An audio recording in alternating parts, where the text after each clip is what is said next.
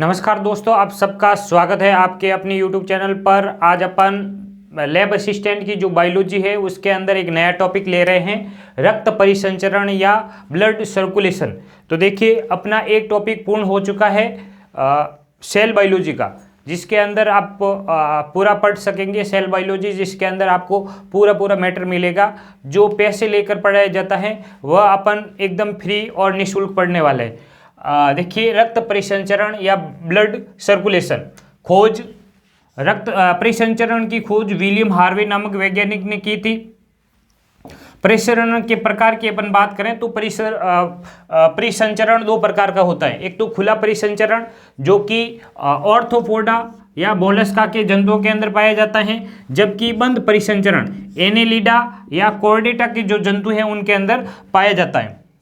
फिर अपन बात करते हैं जो परिसंचरण पथ है, उनके आधार पर ये तीन प्रकार के होते हैं। एक तो होता है एकल परिसंचरण जो कि मछलियों के अंदर पाया जाता है, जबकि अपूर्ण दोहरा परिसंचरण ये सरीसृप व उभयचरों के अंदर पाया जाता है, जबकि दोहरा परिसंचरण ये पक्षियों व स्तनधारियों के अंदर पाया जाता है। ये हो गई आपकी परिसंचरण की जो सामान्य जानकारी थी वो। अब अपन बात करें दोहरा परिसंचरण होता क्या है, तो देखिए दोहरा परिसंचरण अपन बात करेंगे दोहरा परिसंचरण की। तो दोहरा परिसंचरण होता क्या है, देखिए अपन बात करें हार्ट की, तो स्तनधारियों तथा पक्षियों के अंदर 4 कक्षों वाला हृदय पाया जाता है। अपन बात करें राइट एट्रियम की, फिर देखो लेफ्ट एट्रियम, राइट वेंट्रिकल और ये हो गए लेफ्ट वेंट्रिकल। शरीर के अंदर से जो रक्त है वो सबसे पहले कहाँ आएगा, राइट एट्रियम के अंदर। राइट एट्रियम से लेफ्ट वेंट्रिकल में, लेफ्ट वेंट्रिकल से ये चला जाता है फेफड़ों के अंदर या लंग्स के अंदर। लंग्स के अंदर जो अनऑक्सीकृत रक्त है उसके अंदर ऑक्सीजन मिलकर ये पुनः आ जाता है लेफ्ट एट्रियम के अंदर। लेफ्ट एट्रियम से ये आता है लेफ्ट वेंट्रिकल के अंदर। लेफ्ट वेंट्रिकल से ये पुनः शरीर के अंदर सप्लाई कर दिया जाता है। अब देखो, जो धमनी है, जो धमनी ये अनऑक्सीकृत रक्त फेफड़ों के अंदर लेके जाती है, उससे बोलते हैं अपन फुफ्फुसीय धमनी। फुफ्फुसीय धमनी। जबकि फेफड़ों से जो ऑक्सीकृत रक्त लेके आती है उन्हें अपन बोलते हैं फुफ्फुसीय शिरा। फुफ्फुसीय शिरा। और जो लेफ्ट वेंट्रिकल से जो रक्त लेके जाता है उसे अपन बोलते हैं दैहिक चाप। दैहिक चाप। ये रक्त को कहाँ ले जाता है, शरीर के अंदर लेके जाता है। अब बात करते हैं दोहरा परिसंचरण क्या है। अब देखो, एक संचरण तो है आपके फेफड़ों व हृदय के मध्य, उसे अपन बोलते हैं फुफ्फुसीय परिसंचरण या पल्मोनरी परिसंचरण। फुफ्फुसीय परिसंचरण। फुफ्फुसीय परिसंचरण।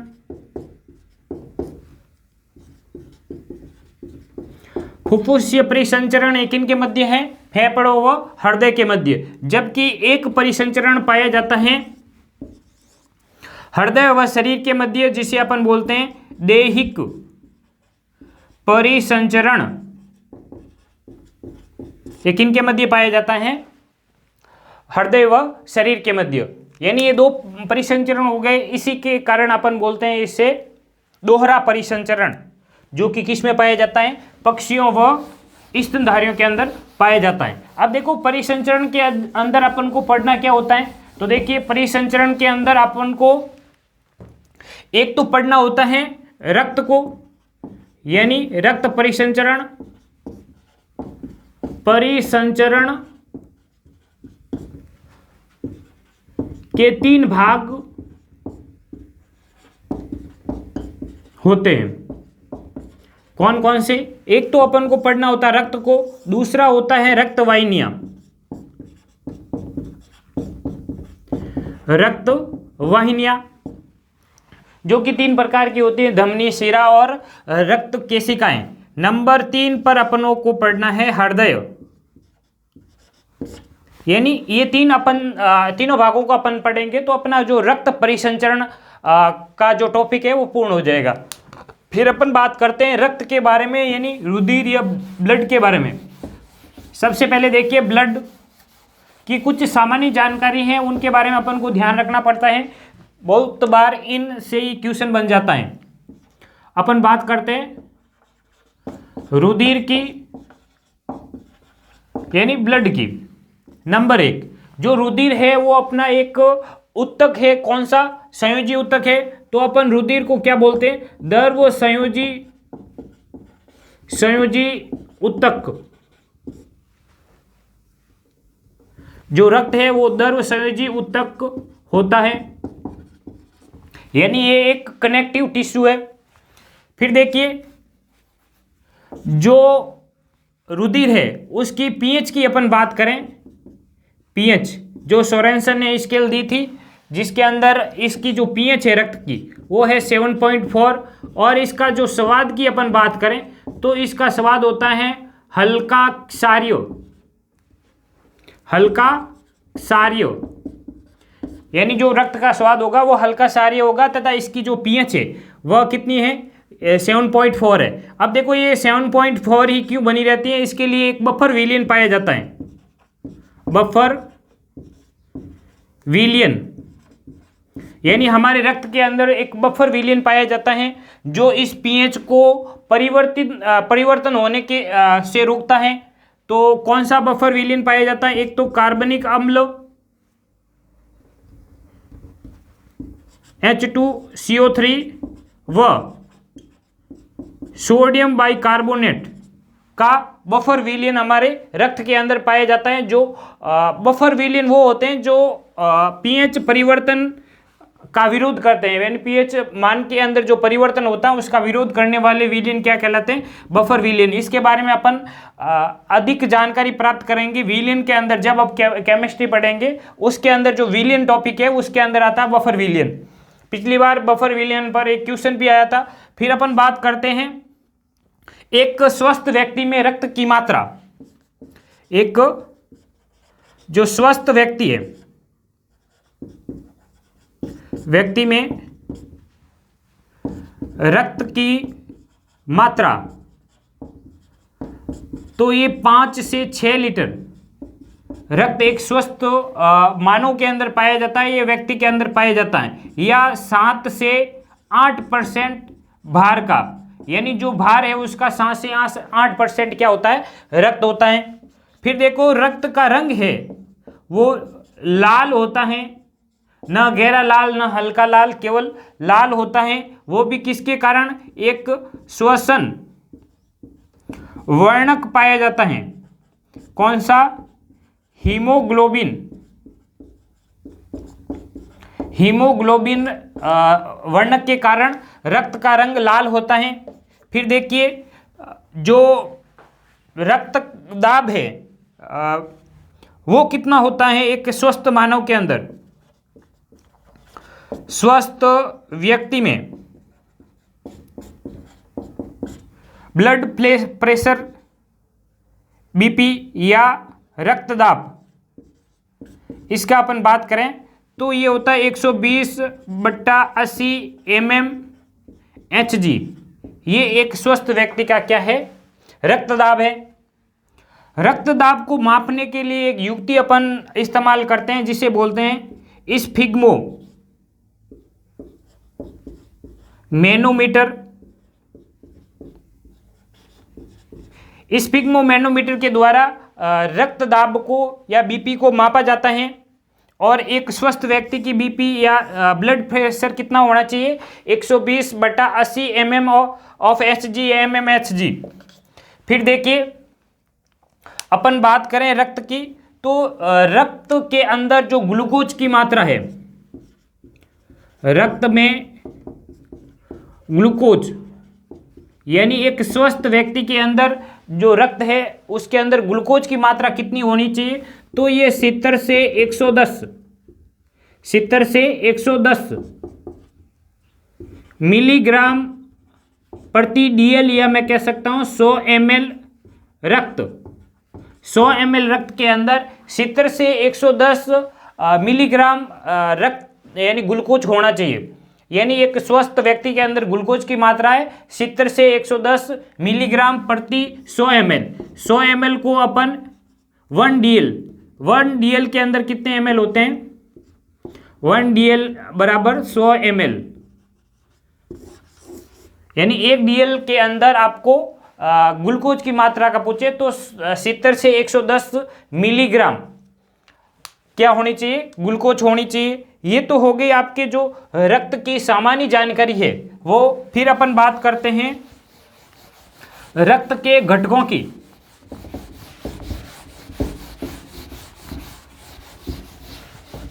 रक्त के घटक या रक्त का जो संगठन है, रक्त के घटक, तो देखिए रक्त के 2 घटक होते हैं। एक तो होता है प्लाज्मा, जो कि कुल रक्त का 55% होता है, जबकि दूसरा है रक्त कणिकाएं, जो कि कैसा भाग है? एक ठोस भाग है। रक्त कणिकाएं,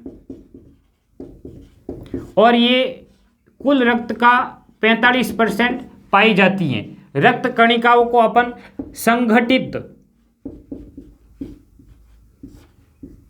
संगठित पदार्थ भी कह सकते हैं। यानी जो संगठित पदार्थ है उसका परसेंटेज कितना है? 45%। जबकि जो प्लाज्मा है, जो कि द्रव भाग है, और ये कुल रक्त का 55% पाया जाता है। अब देखिए रक्त कणिकाओं के अंदर 3 रक्त कणिकाएं होती हैं। एक तो आपको पता है RBC, दूसरी हमें भी पता है कौन सी? WBC, white blood corpus cell, और तीसरी है प्लेटलेट्स यानी बिंबाणु। ये 3 रक्त कणिकाएं होती हैं जो रक्त के अंदर पाई जाती हैं, या इनको अपन बोलते हैं संगठित पदार्थ। सबसे पहले अपन बात करते हैं प्लाज्मा की। प्लाज्मा का जो संगठन है उसके अंदर क्या क्या उपस्थित होता है और कौन कौन सी इसके अंदर प्रोटीन होती हैं। Number 1, plasma.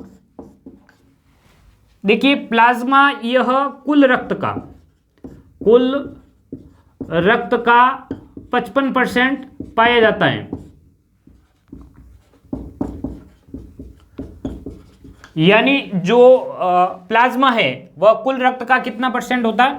55% होता है। अब देखो प्लाज्मा का जो संगठन है उसके अंदर 90 से 92% जल पाया जाता है, जबकि 6 से 8% प्रोटीन व शेष भाग के अंदर जो कार्बनिक, अकार्बनिक, लवण वगैरह है वो उसके अंदर पाए जाते हैं। यदि अपन बात करें प्लाज्मा की तो देखिए इसके अंदर जो 90 से 92% है, ये सारे डाटा NCERT बेस पर है। जो NCERT की बुक्स है उसके आधार पर अपन देख रहे हैं। ये किसी भी गाइड से मैंने नहीं लिए, केवल NCERT के जो डाटा है उनके आधार पर अपन पढ़ रहे हैं। 90 से 92% जल पाया जाता है तथा 6 से 8% प्रोटीन पाई जाती हैं।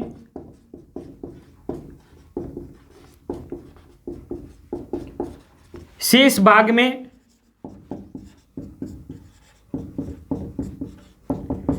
कार्बनिक, अकार्बनिक,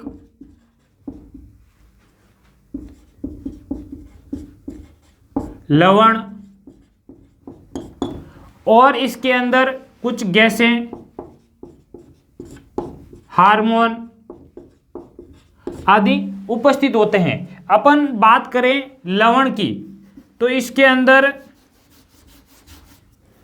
एक तो पाया जाता है सोडियम, कैल्शियम, और इसके अंदर पाया जाता है बाइकार्बोनेट, क्लोराइड। ये सारे इसके अंदर उपस्थित होते हैं। अब देखिए प्रोटीन, कुछ मुख्य प्रोटीन है उनके बारे में अपन बात कर लेते हैं। जैसे फाइब्रिनोजन, अपन बात करें फाइब्रिनोजन की,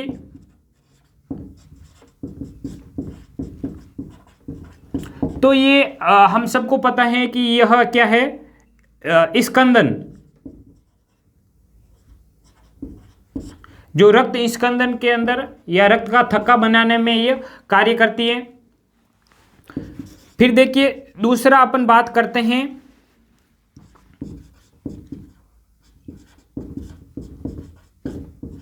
ग्लोबुलिन। ये क्या है, ये भी एक प्रकार की प्रोटीन है तथा ये प्रतिरक्षा के अंदर सहायक होती हैं, यानी ये प्रतिरक्षा का कार्य करती है। एक है एल्ब्यूमिन, ये प्रासरणी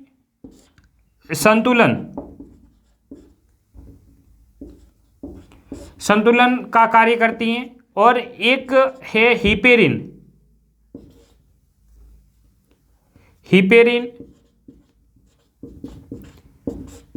ये प्रतिस्कंदक का कार्य करती हैं, यानी ये रक्त के अंदर प्रतिस्कंदक है, यानी ये रक्त के अंदर जो थक्का जमने से रोकने के लिए जो प्रोटीन काम आती है वो क्या है, हिपेरिन। ये हो गया अपना जो प्लाज्मा के बारे में जो सामान्य जानकारी थी, यानी इसके अंदर जो 90 से 92% तो जल पाया जाता है, 6 से 8% प्रोटीन पाई जाती है, शेष भाग के अंदर कार्बनिक, अकार्बनिक, लवण, गैस, हार्मोन आदि पाए जाते हैं। इसके अंदर सोडियम, कैल्शियम और इसके अंदर बाइकार्बोनेट और क्लोराइड, ये सब इसके अंदर पाए जाते हैं। फिर देखो जो मुख्य प्रोटीन है फाइब्रिनोजन, जो कि रक्त स्कंदन का कार्य करती हैं, और ग्लोबुलिन ये प्रतिरक्षा में सहायक हैं। और देखिए एल्ब्यूमिन ये प्रासरणी संतुलन का कार्य करती है, और हिपेरिन ये प्रतिस्कंदक कारक है, यानी जो हिपेरिन है वो प्रतिस्कंदक कारक है, यानी रक्त को शरीर के अंदर जमने से रोकने का कार्य करती है हिपेरिन। अब अपन बात करें संगठक पदार्थ की, तो देखिए संगठक पदार्थ के अंदर सबसे पहले अपन बात करते हैं आरबीसी की, यानी इरिथ्रोसाइट की।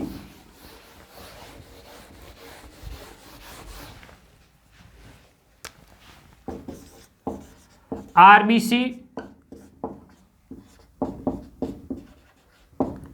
इरिथ्रोसाइट, आरबीसी को अपन क्या बोल सकते हैं, इरिथ्रोसाइट भी कहते हैं। देखो आरबीसी यानी रेड ब्लड कॉर्पस सेल, अपन बात करें आरबीसी की, तो यह कुल जो रक्त कणिकाएं हैं उनकी 99% आरबीसी पाई जाती हैं,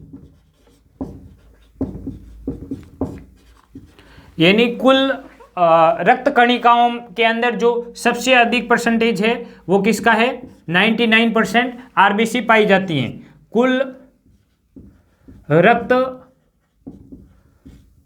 कणिकाओं में 99% क्या पाई जाती हैं, आरबीसी पाई जाती हैं। और देखिए आरबीसी के अंदर जो केंद्रक है वह अनुपस्थित होता है, जो स्तनधारियों के अंदर आरबीसी होती है उनके अंदर केंद्रक अनुपस्थित होता है।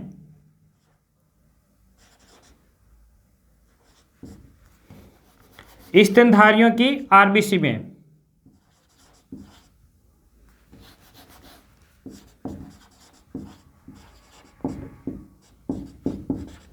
स्तनधारियों की आरबीसी में केंद्रक अनुपस्थित, यानी इनके अंदर केंद्रक नहीं पाया जाता है। लेकिन इनके अंदर अपवाद है एक, देखिए एक तो ऊंट के अंदर क्या है, जो आरबीसी है उनके अंदर केंद्रक पाया जाता है, वो लामा ऊंट के समान एक छोटा जंतु है जिसके अंदर भी जो आरबीसी है उनके अंदर केंद्रक उपस्थित होता है। अब देखिए अपन बात करें आरबीसी के जीवन काल की,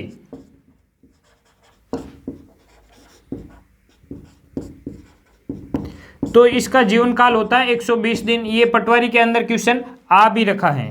फिर बात करते हैं आरबीसी की आकृति। आरबीसी की आकृति की बात करें तो इसकी आकृति होती है बाई कॉनकेव, यानी द्यू अवतलाकार।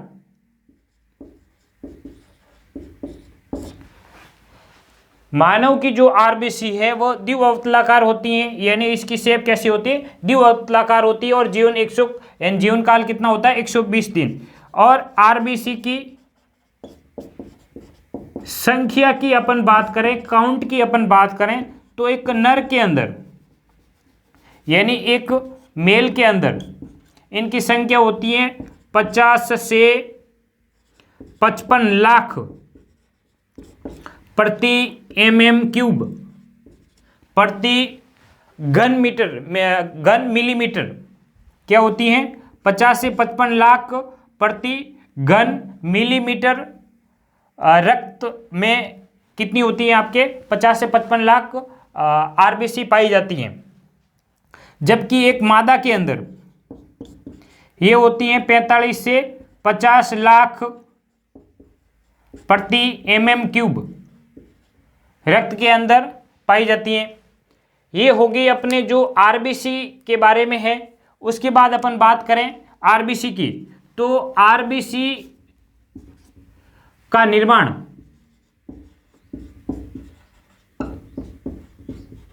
आरबीसी का निर्माण, यदि अपन आरबीसी के निर्माण की बात करें तो आरबीसी का जो निर्माण है, यदि भ्रूणीय अवस्था में देखें अपन,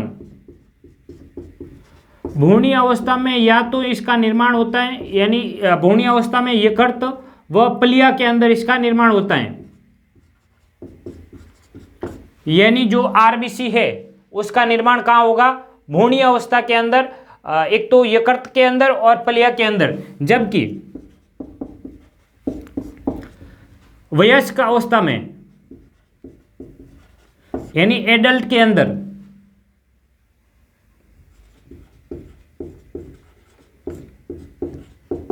वयस्क अवस्था में आरबीसी का निर्माण एक सेल है जिसका नाम है हीमोसाइटोब्लास्ट।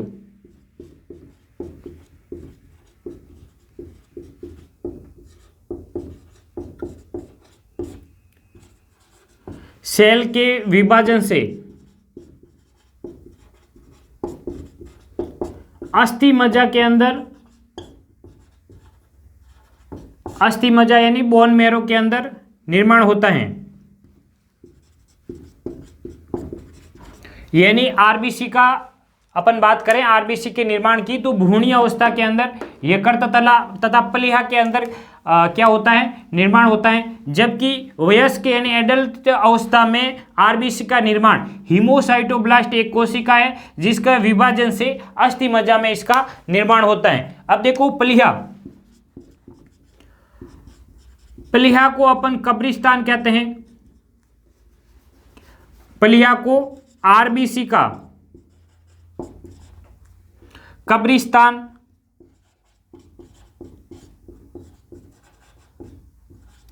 कब्रिस्तान कहा जाता है। कब्रिस्तान व ब्लड बैंक भी कहा जाता है। यानी जो प्लीहा है उसको अपन आरबीसी का कब्रिस्तान या इसे ब्लड बैंक भी कहते हैं। एक बार पुनः देख लेते हैं। आरबीसी यानी इरिथ्रोसाइट भी इसे बोलते हैं अपन। ये कुल रक्त कणिकाओं का 99% क्या होता है, केवल आरबीसी होती हैं। अब देखिए स्तनधारियों की जो आरबीसी है उसके अंदर केंद्रक नहीं पाया जाता है, केंद्रक अनुपस्थित होता है। और इसके अपवाद है ऊंट और लांबा, यानी ऊंट और लांबा के अंदर जो आरबीसी है उसके अंदर केंद्रक पाया जाता है। फिर देखो आरबीसी का जो जीवन काल है वह 120 दिन होता है। आरबीसी की आकृति की अपन बात करें तो बाइकॉन केव यानी द्वि अवतलाकार या अपन इसे बोलते हैं उभय अवतलाकार होती हैं।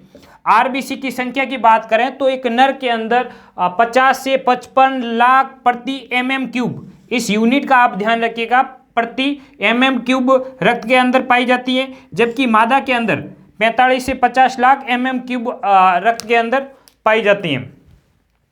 फिर देखिए आरबीसी का निर्माण भ्रूण अवस्था में कहाँ होता है, यकृत तथा पलिया में, जबकि एक वयस्क अवस्था में आरबीसी का निर्माण हीमोसाइटोब्लास्ट सेल के विभाजन से अस्थि मज्जा के अंदर होता है। पलिया में आरबीसी का यानी पलिया को अपन क्या बोलते हैं, आरबीसी का कब्रिस्तान या ब्लड बैंक भी इसे कहते हैं। फिर देखो आरबीसी का रंग कैसा होता है, लाल होता है। क्यों होता है, क्योंकि इसके अंदर एक वर्णक पाया जाता है, कौन सा, हीमोग्लोबिन। हीमोग्लोबिन वर्णक के कारण क्या होता है, आरबीसी का रंग लाल होता है। अपन बात करें आरबीसी का लाल रंग किसके कारण होता है, हीमोग्लोबिन के कारण होता है।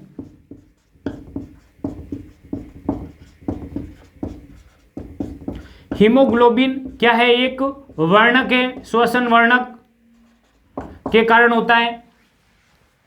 अब देखिए हीमोग्लोबिन की अपन मात्रा की अपन बात करें तो एक स्वस्थ व्यक्ति में हीमोग्लोबिन की मात्रा कितनी होती है, ये होती है आपके 12 से 16 ग्राम प्रति 100 ml रक्त में, यानी 100 ml रक्त के अंदर 12 से 16 ग्राम क्या होती हैं, हीमोग्लोबिन होती हैं। अब देखो यदि किसी व्यक्ति के अंदर हीमोग्लोबिन की कमी हो जाए तो अपन इसे एनीमिया कहते हैं। HB हीमोग्लोबिन की कमी, एनीमिया रोग किसको प्रदर्शित करता है, HB यानी हीमोग्लोबिन की कमी को। अब इसके अंदर अपन यदि नर के अंदर बात करें तो नर के अंदर सामान्यतः 14 से 16 ग्राम, जबकि एक मादा के अंदर इसकी संख्या होती है 12 से 14 ग्राम प्रति 100 ml रक्त के अंदर, इतना हीमोग्लोबिन पाया जाता है।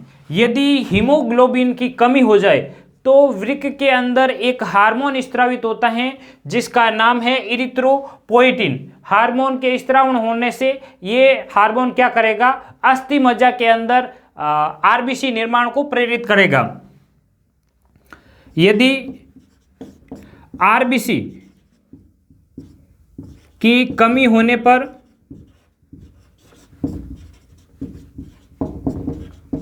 वृक्क यानी किडनी के अंदर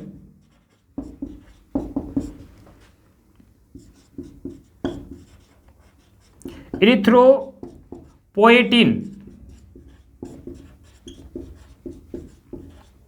हार्मोन स्रावित होता है।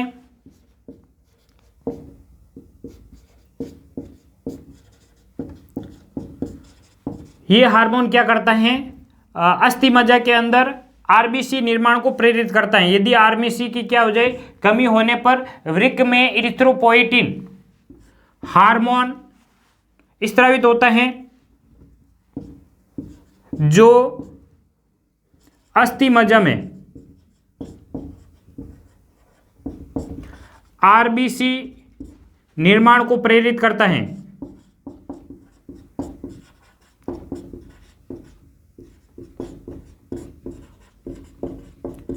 अब देखिए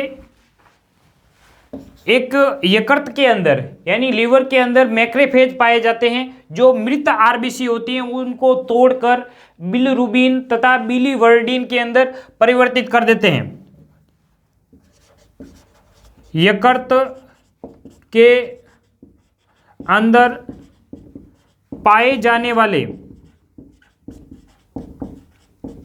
मैक्रोफेज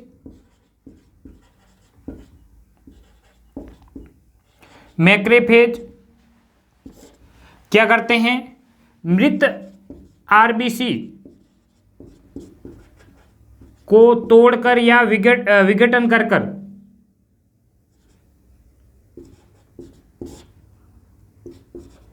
बिलीरुबिन व बिलीवर्डिन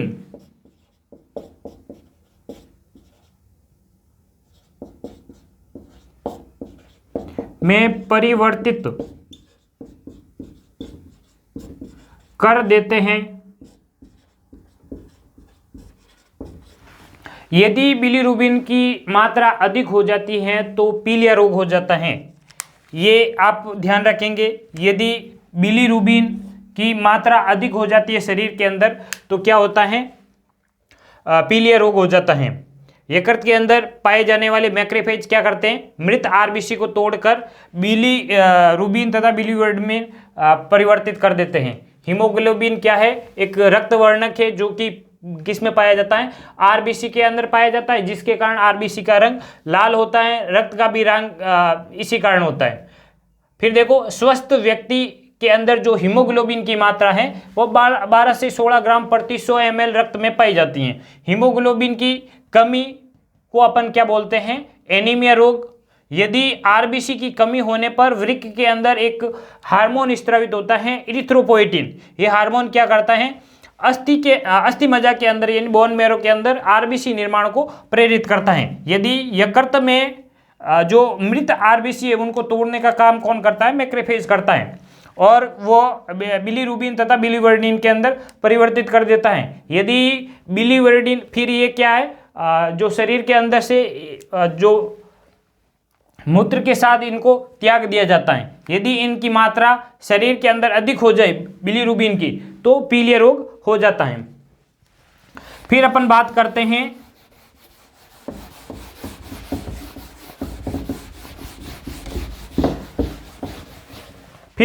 करते हैं WBC की, यानी ल्यूकोसाइट की। WBC white blood corpus cell या ल्यूकोसाइट भी अपन इसको बोलते हैं। इसके अंदर केंद्रक पाया जाता है, जबकि आरबीसी के अंदर केंद्रक नहीं पाया जाता है। जो WBC है उसके अंदर केंद्रक पाया जाता है। यदि इसके शेप की अपन बात करें तो इसका जो शेप है वह अनिश्चित होता है। और यदि अपन इसकी बात करें आमाप की यानी साइज की, तो इसकी जो साइज है जनरली कितनी होती है, 12 से 18 माइक्रोमीटर। जबकि आरबीसी की जो साइज है, एक फैक्ट और अपन लिख लेते हैं, आरबीसी की जो साइज होती है वह होती है 6.8 से 8 माइक्रोमीटर। ये क्या है, आरबीसी की साइज है। जबकि जो WBC है उसकी साइज है 12 से 18 माइक्रोमीटर। और यदि अपन संख्या की बात करें तो इसकी संख्या होती है 6000 से 8000 प्रति mm³ रक्त के अंदर इतनी संख्या होती है। रक्त में एक स्वस्थ व्यक्ति के अंदर इनकी संख्या कितनी होती है, 6000 से 8000 mm³ रक्त। और देखो,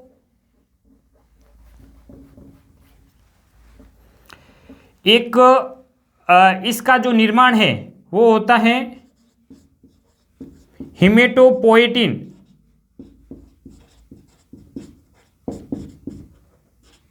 स्टेम के विभाजन से इसका निर्माण होता है। और देखिए, इसका जो रंग है वो रंगहीन है, यानी जो WBC है उसका रंग नहीं होता है। क्यों नहीं होता है, क्योंकि इसके अंदर कोई भी वर्णक नहीं पाया जाता है।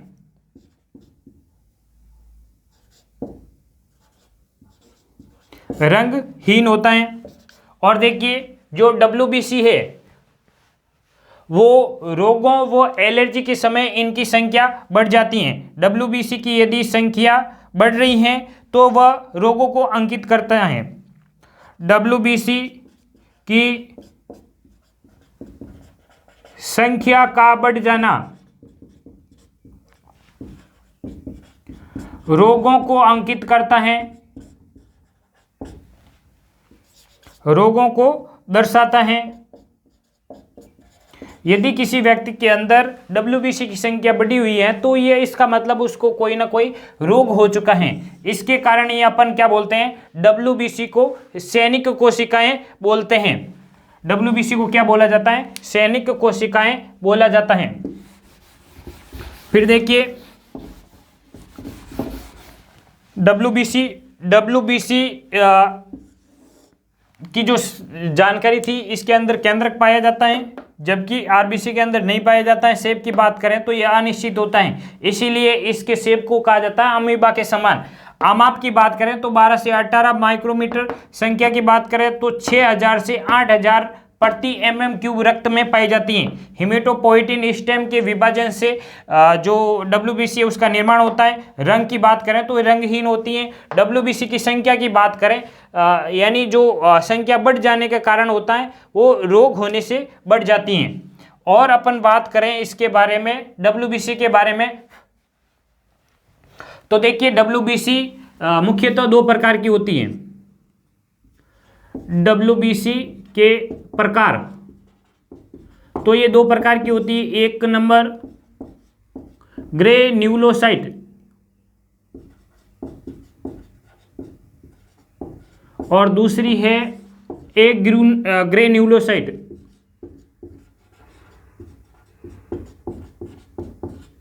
यानी इसे बोलते हैं अपन कणिकामय WBC, और इसे बोलते हैं अपन कणिका विहीन या कणिका रहित WBC। अब देखो जो कणिकामय WBC है वो आगे 3 प्रकार की होती हैं। नंबर 1 न्यूट्रोफिल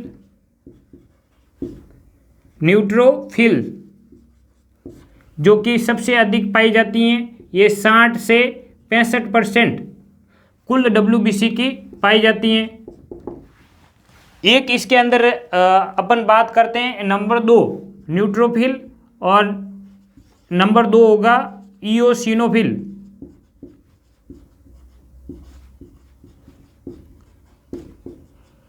ये 2 से 3% पाई जाती हैं। और नंबर 3 है बेसोफिल।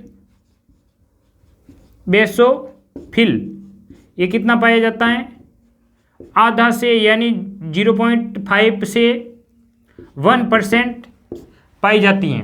अब देखो न्यूट्रोफिल ये सबसे अधिक पाई जाने वाली कोशिकाएं हैं। न्यूट्रोफिल ये भक्षाणु या भक्षण का कार्य करती हैं, और जो ये कणिकामय होती हैं उन्हें अपन इनका जो केंद्रक पाली युक्त होता है, यानी पालियों के अंदर विभक्त होता है। न्यूट्रोफिल ये 60 से 65% पाई जाती हैं, भक्षण का कार्य करती हैं। और ये न्यूट्रोफिल जो एक अभिरंजक है उसके द्वारा ये अभिरंजित होती हैं। न्यूट्रोफिल ये नाम इसी कारण पड़ा है, यदि उदासीन अभिरंजन, इसको उदासीन अभिरंजक के द्वारा अभिरंजित किया जाता है, अभिरंजक के द्वारा अभिरंजित किया जाता है। जबकि इओसिनोफिल या इसे एसिडोफिल भी कहा जाता है, ये कितनी होती हैं, 2 से 3% होती हैं। ये अभक्षक होती हैं, यानी ये भक्षणों क्रिया का कार्य नहीं करती हैं, लेकिन ये एलर्जी व परजीवी संक्रमण में से यह रक्षा करती है। इओसिनोफिल एलर्जी व परजीवी संक्रमण के अंदर सक्रिय होती हैं, जबकि बेसोफिल ये सबसे कम पाई जाती हैं, सबसे कम पाई जाती हैं। और देखिए बेसोफिल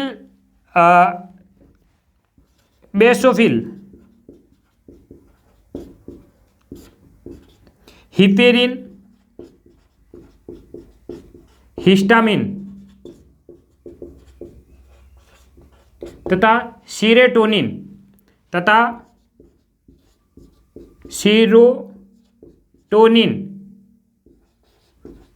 का स्त्रावण करती हैं।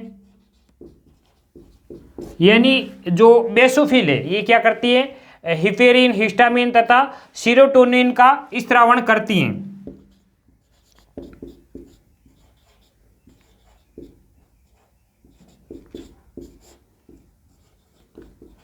और देखियो बेसोफिल क्या करती हैं, शोधकारी कार्य करने में भी ये सहायक होती हैं। जो शोधकारी कार्य होता है वो भी बेसोफिल करती हैं। अब देखो ग्रे न्यूक्लियोसाइट है या इसे अपन बोलते हैं कणिकामय WBC। इसके अंदर अपन 3 WBC को पढ़ते हैं। न्यूट्रोफिल यानी उदासीन, एकदम न्यूट्रल, इसी के आधार पर इसका नामकरण हुआ है, यानी उदासीन अभिरंजक के द्वारा इसे अभिरंजित किया जाता है। और ये कितनी होती हैं, 60 से 65% पाई जाती है। और ये क्या करती हैं, भक्षण का कार्य करती हैं। जबकि इओसिनोफिल ये अभक्षक होती हैं, जबकि ये एलर्जी तथा परजीवी संक्रमण में सक्रिय होती हैं। बेसोफिल ये 0.5 से 1% यानी आधा से 1% ये पाई जाती हैं और सबसे कम पाई जाती हैं। यानी जो जितनी भी WBC के पार्ट हैं उनमें सबसे कम बेसोफिल पाई जाती हैं। बेसोफिल के द्वारा हिफेरिन, हिस्टामिन तथा सीरोटोनिन का स्त्रावण किया जाता है और ये भी क्या होती हैं, अभक्षक होती हैं। एक बार अपन पुनः देख लेते हैं। इनके अंदर यानी WBC में केंद्रक पाया जाता है। शेप अनिश्चित होता है।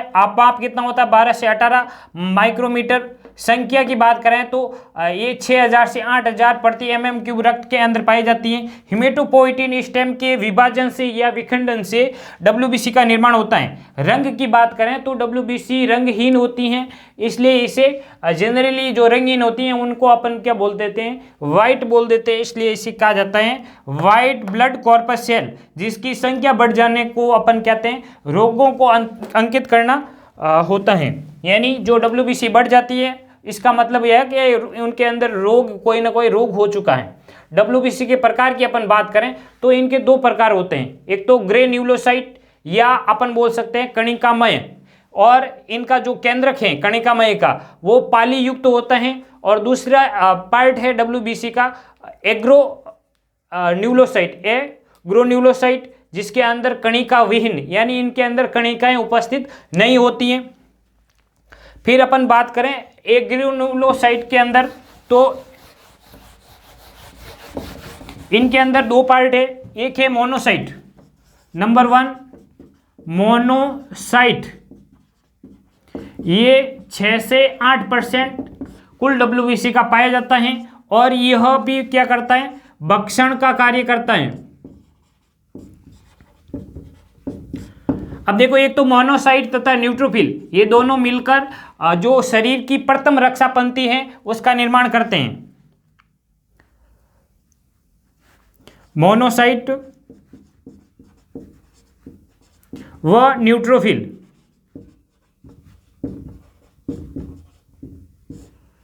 दोनों मिलकर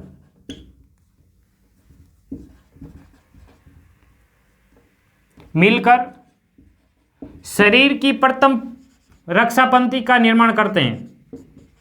शरीर की प्रथम रक्षा पंक्ति का निर्माण करते हैं।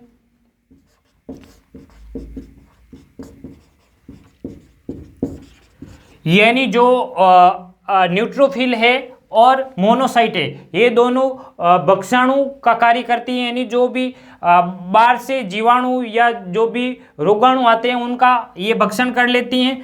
और मोनोसाइट व न्यूट्रोफिल दोनों मिलकर ये शरीर की प्रथम रक्षा पंक्ति का निर्माण करते हैं। अब देखिए मोनोसाइट है ये सबसे बड़ी WBC है, सबसे बड़ी WBC है, यानी जो इसका आकार है वो सबसे बड़ा होता है। यदि अपन इसकी शेप की बात करें तो इसका शेप कैसा होता है, एक घोड़े की नाल के समान, घोड़े की नाल या वृक्काकार इसकी आकृति होती है। सबसे बड़ी WBC है, यदि अपन इसकी साइज की बात करें तो 16 माइक्रोमीटर से 18 माइक्रोमीटर इसकी साइज होती है। और दूसरी जो WBC है एग्रेन्युलोसाइट के अंदर लिम्फोसाइट,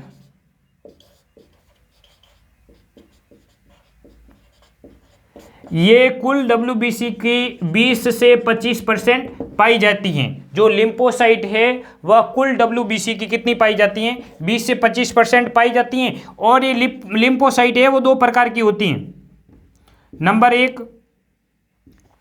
बी या बीटा लिम्फोसाइट,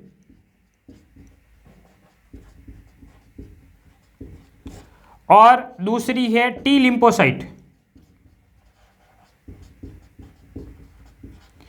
ये लिम्फोसाइट जो प्रतिरक्षा तंत्र की प्रतिरक्षा करता है, यानी जो प्रतिरक्षा तंत्र है उसकी रक्षा कौन करेगा, लिम्फोसाइट करेगा।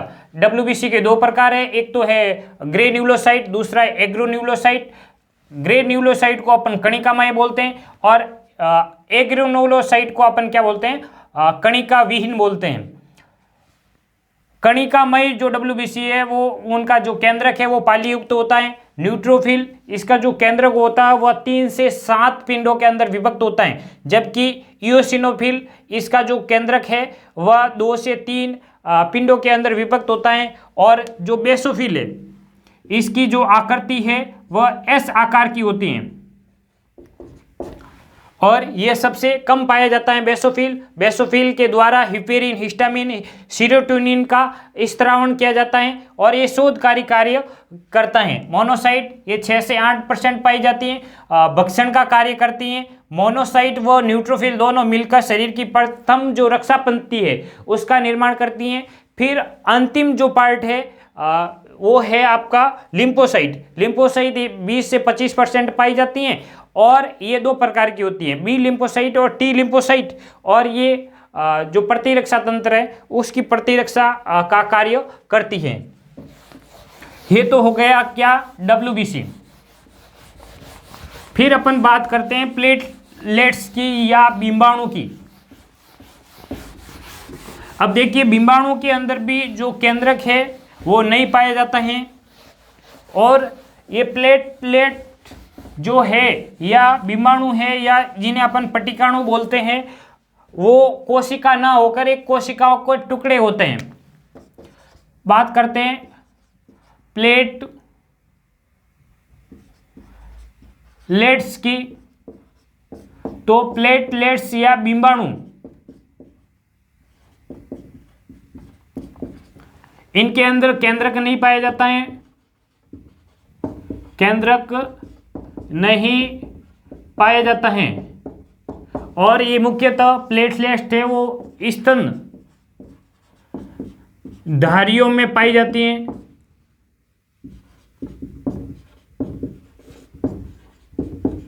स्तनधारियों में पाई जाती हैं। और देखिए जो प्लेटलेट्स है इसकी संख्या की अपन बात करें तो इनकी संख्या होती है लगभग 1.5 लाख से 3.5 लाख प्रति mm³ रक्त में। फिर देखिए इसकी यदि अपन शेप की बात करें यानी आकृति की अपन बात करें तो प्लेटलेट्स की आकृति होती हैं बाइकॉन्वेक्स या अपन इसको बोलते हैं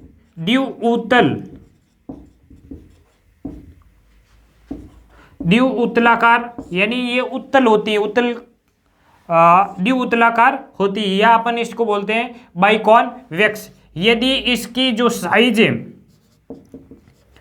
यानी जो आमाप है उसकी अपन बात करें तो इसका आमाप होता है 1 से 2 माइक्रोमीटर। फिर देखिए प्लेटलेट्स या बिंबाणु इनके द्वारा कुछ पदार्थों का स्त्रावण किया जाता है जो कि रक्त में थक्का बनाने में सहायक होते हैं।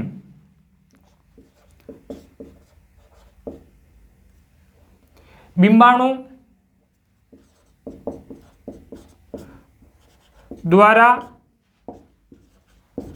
कुछ पदार्थों जैसे थ्रोम्बोप्लास्टिन,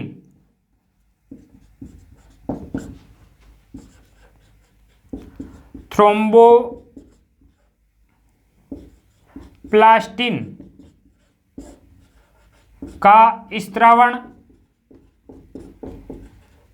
किया जाता है, जो रक्त स्कंदन यानी रक्त का थक्के बनाने में सहायक होते हैं, जो कि रक्त स्कंदन का कार्य करते हैं। और देखिए जो प्लेटलेट्स है उसका रंग भी कैसा होता है, रंगहीन,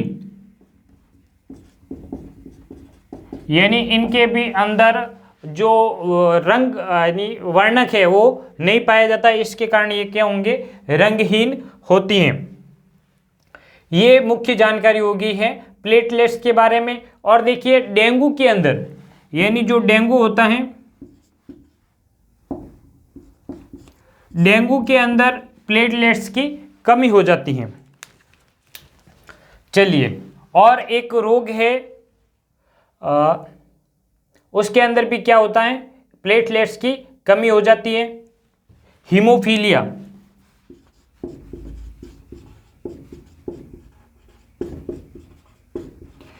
इसे अपन क्या बोलते हैं, रॉयल डिजीज बोलते हैं, जो कि क्या है, एक आनुवंशिक रोग है और इसके अंदर भी रक्त का थक्का नहीं बनता। हीमोफीलिया रोग के अंदर जो रोगी होता है उसके अंदर थक्का नहीं बनता है।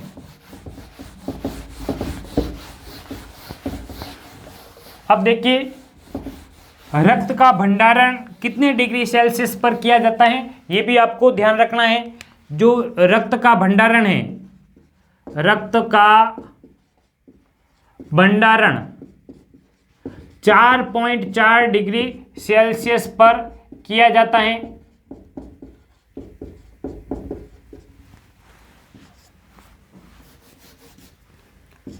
CPD, सिट्रेट फॉस्फेट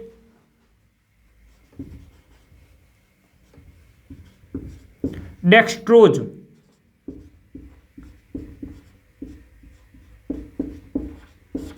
और एक है ACD, acid citrate, acid citrate dextrose.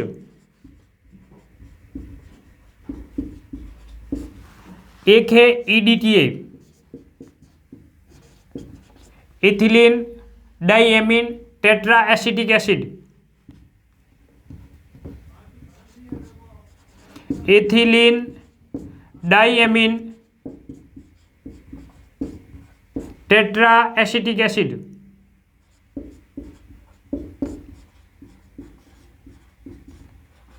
Acidic acid, ये क्या है, ये तीनों ही प्रतिस्कंदक है, प्रतिस्कंदक जो रक्त में मिलाए जाते हैं जब रक्त का भंडारण किया जाता है। इन तीनों का नाम आप याद रखिएगा। रक्त का भंडारण 4.4 डिग्री सेल्सियस पर किया जाता है और इसके अंदर CPD यानी सिट्रेट फॉस्फेट डेक्सट्रोज या ACD यानी एसिड सिट्रेट डेक्सट्रोज या EDTA ethylene diamine tetra acidic acid इसके अंदर मिलाया जाता है। अब देखिए जो अपना रक्त का जो पोर्शन था वो अपना कंप्लीट हो चुका है। फिर अपन बात करेंगे रक्त समूह के बारे में। आज के लिए इतना ही। जय हिंद, जय भारत।